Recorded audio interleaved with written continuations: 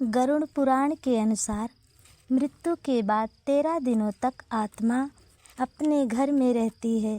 इन 13 दिनों के बीच आत्मा को शांति दिलाने के लिए अलग अलग तरह के कर्म किए जाते हैं। हिंदू धर्म में कुल 16 संस्कारों का वर्णन मिलता है। मित्रों, मरने के बाद क्या होता है? यह एक ऐसा प्रश्न है जिसको जानने की जिज्ञासा अनादिकाल से लोगों में रही है। इसी से जुड़ा एक सवाल है, मृत्यु के बाद आत्मा कहाँ जाती है?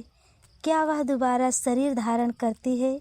गरुड़ पुराण के अनुसार जैसे ही एक आत्मा शरीर से अलग होती है, उस स्थान पर यमदूत पहले से उपस्थित होते हैं। अपना पास शरीर पर डालकर आत्मा को खींच लेते हैं, जिससे शरीर के सभी अंग ठंडे और निर्जीव हो जाते हैं। गरुड़ पुराण के अनुसार ऐसा कहा गया है कि सूर्यास्त के बाद दाह संस्कार नहीं किया जाता है। जिन्होंने अच्छे कर्म किए होते हैं वे आत्माएं बिना किसी कष्ट के बड़े आसानी से चले जाते हैं। जो गलत कर्म किए होते हैं उन्हें कष्ट से ले जाया जाता है। इसका विस्तार पूर्वक वर्णन आगे हम बताएंगे। यहाँ आने के बाद आत्माओं के सही और गलत कर्मों का हिसाब होता है। देखा जाता है कि उसने अपने पूर्व जन्म में किस तरह के कर्म किए थे। 24 घंटे के बाद यमदूत उन्हें फिर से उसी घर में छोड़ देते हैं जिस घर में उसकी मृत्यु होती है, और वो आत्मा 13 दिनों तक अपने घर में रहती है। फिर 13 दिनों में अंतिम संस्कार पूरी होने पर यमदूत फिर पुनः उन्हें अपने साथ यमलोक ले जाते हैं। मित्रों, इस यमलोक यात्रा के दौरान आत्मा को कई तरह के कष्टों से गुजरना पड़ता है। इस पूरी प्रक्रिया का वर्णन गरुड़ पुराण में बारीकी से बताया गया है। मरने वाले की आत्मा पुण्य आत्मा हो तो उसने अपने जीवन में किसी के साथ धोखा नहीं किया हो, चोरी नहीं किया हो, बेईमानी नहीं किया हो, झूठ नहीं बोला हो, किसी का दिल नहीं दुखाया हो, तो वह बड़े आसानी से यमलोक यात्रा पार कर लेते हैं। वहीं कोई दुराचारी और पापी आत्मा हो, चोरी किया हो, दूसरे का दिल दुखाया हो, झूठ बोला हो, छल कपट किया हो, तो उन्हें यमलोक के मार्ग में बहुत अधिक कष्ट मिलता है। यमलोक के मार्ग में वैतरणी नदी भी आती है। वहाँ बुरी आत्माओं को इस नदी से गुजरना पड़ता है। इसके बाद इस भयानक मार्ग से गुजरना पड़ता है।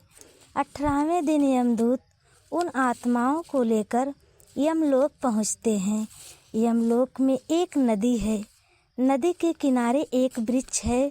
उसी वृक्ष के नीचे उसके परिवार द्वारा किए गए पिंडदान उसी वृक्ष के नीचे से प्राप्त होता है, जिससे उन आत्मा को शक्ति और शांति प्राप्त होती है। नरक में वास करने वाले आत्माओं को एक दिव्य शरीर मिलता है जो नष्ट नहीं होता है, परंतु उनके किए गए कर्म वे फल नरक में भोगने के बाद फिर से पृथ्वी पर आकर पशु पक्षी का जन्म लेना पड़ता है। स्वर्ग में की गई आत्मा अपने सुकर्म के फल भोग कर फिर से पृथ्वी पर आना पड़ता है।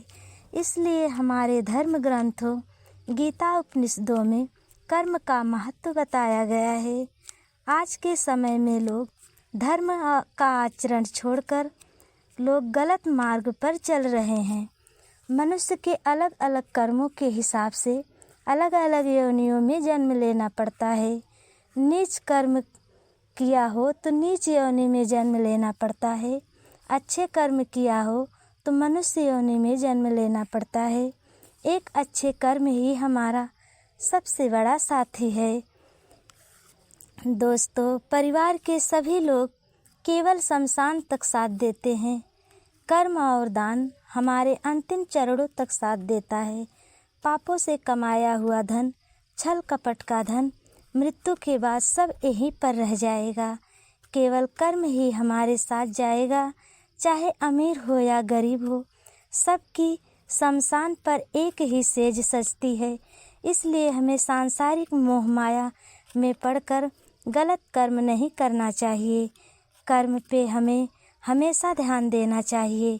अगर वीडियो पसंद आए तो लाइक सब्सक्राइब ज़रूर करना, कमेंट में जय श्री राम लिखना। वीडियो को अंत तक देखने के लिए धन्यवाद।